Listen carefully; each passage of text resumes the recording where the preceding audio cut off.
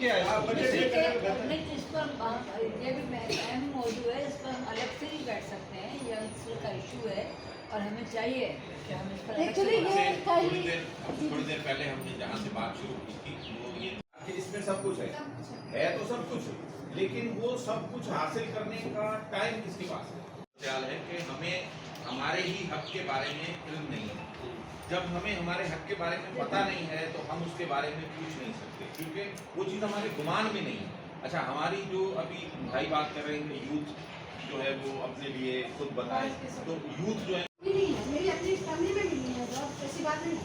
मेरा एक ख्वाब था कि मैं सिविल सर्विस बनूँ और मैंने बहुत कोशिश की उसके लिए, पुलिस में भी अप्लाई किया मैंने। ताले की तरफ आए, किताब की तरफ आए तो बहुत कुछ हम सीखेंगे। जब हम सीखेंगे, कुछ हमारे अंदर उतरेगा तो हम सामने से सवाल पूछने के काबिल होंगे। नहीं, बहुत अच्छी बात है। दूसरा ये कि देखिए ये भी होता है कि पूरी उस बात का एक लोगों की तरफ है, लेकिन अक्षरा है तो बात तो करनी पड़ेगी थोड़ी सी कि हम लोग अगर जो कहते हैं कि गद्दी में ताकत है, अगर जितने लोग जिस तरह आप